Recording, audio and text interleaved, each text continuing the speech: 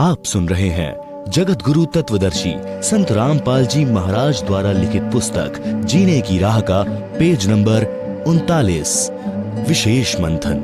काम प्रक्रिया को विशेष विवेक के साथ समझें। पति पत्नी मिलन को समाज मान्यता देता है कि आप दोनों परस्पर संतान उत्पन्न करो। सबके माता पिता ने संतानोत्पत्ति की प्रक्रिया की, जिसे संभोग कहते हैं, किया, जिससे अपना तथा अपने भाई बहनों का जन्म हुआ। तो विचार करें कि यह क्रिया कितनी पवित्र तथा अच्छी है, जिससे अपने को अनमोल मानव शरीर मिला है।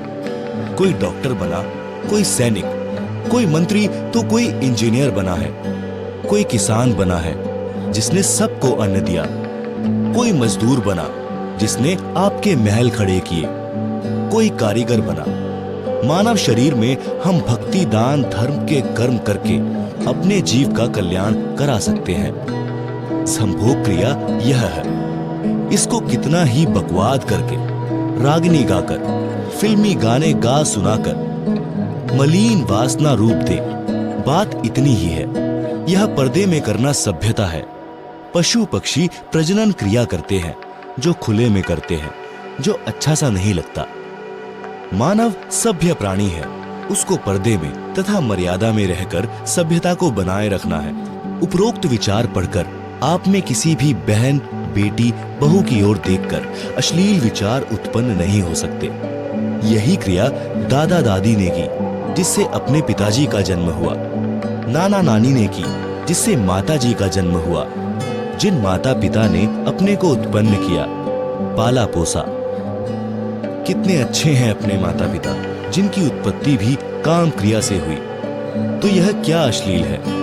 इसको खाना बदोश लोग अश्लीलता से पेश कर, अश्लील रंग देकर समाज में आग लगाते हैं।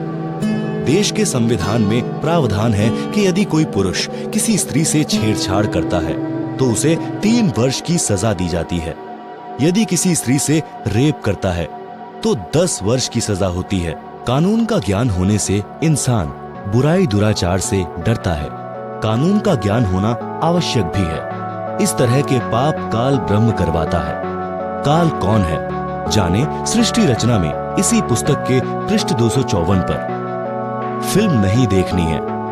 फिल्म बनावटी कहानी होती है, जिसे देखते समय हम भूल जाते हैं कि जो इसके पात्र हैं वे रोजी रोटी के लिए धंधा चला रहे हैं। करोड़ों रुपए एक फिल्म में काम करने के लेते हैं। भोले युवक विवेक खोकर उनके फैन यानी प्रशंसक बन जाते हैं। वे अपना धंधा चला रहे हैं। आप मूर्ख बनकर सिनेमा देखने में धन व्यर्थ करते हैं। जिस हीरो हीरोइन के आप फैन बने हैं, आप उनके घर जाकर देखें। वे आपको पानी भी नहीं पिलाएंगे। चाय खाना तो दूर की कौड़ी है। विचार करें कि मैं लड्डू खा रहा हूं और आप देख रहे हो। आप कह रहे हो कि वाह, लड्डू बड़े स्टाइल से खा रहा है। आपको क्या मिला? यही दशा फिल्मी एक्टरों तथा दर्शकों की है। हमने अपनी सोच बदलनी है। जैसे हम अश्लील मूर्तियां देखते हैं तो अश्लीलता उत्पन्न होती है, क्योंकि उस उत्तेजक मूर्ति ने अंदर चिंगारी लगा दी, पेट्रोल सुलगने लगा।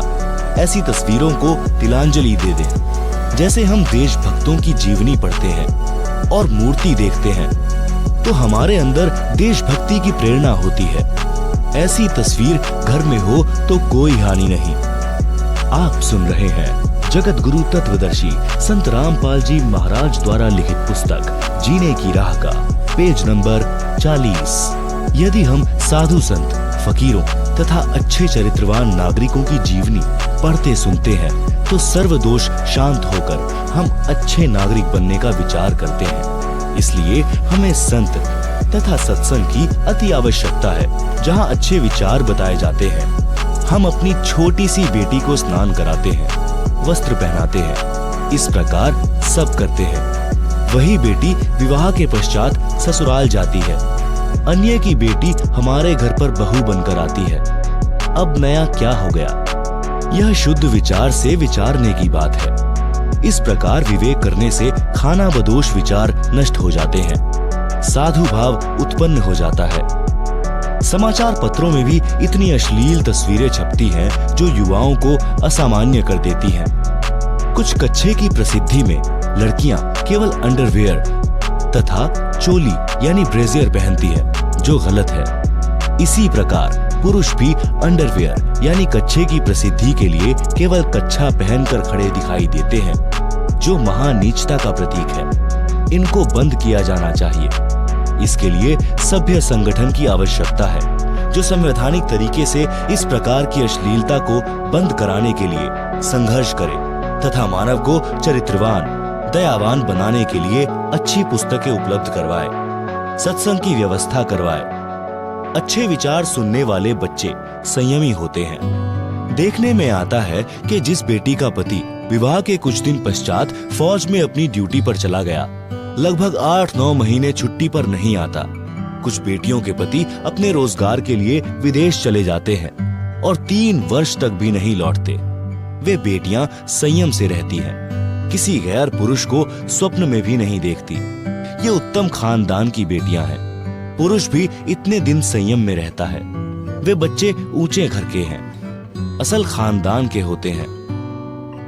जो भड़वे होते हैं वे ताक झांक करते रहते हैं। सिर के बालों की नए स्टाइल से कटिंग कराकर, काले पीले चश्मे लगाकर गली गली में कुत्तों की तरह फिरते हैं। वे खाना बदोश होते हैं। वे किसी गलत हरकत को करके बसे बसाए घर को उजाड़ देते हैं, क्योंकि वे किसी बहन बेटी को 19-21 कहेंगे, जिससे झगड़ा होगा। लड़ाई का रूप न जाने कहां तक विशाल हो जाए। किसी की मृत्यु भी हो सकती है। उस एक भड़वे ने 2 घरों का नाश कर दिया। इसलिए अपने बच्चों को बचपन से ही सत्संग के वचन सुनाकर विचारवान तथा चरित्रवान बनाना चाहिए।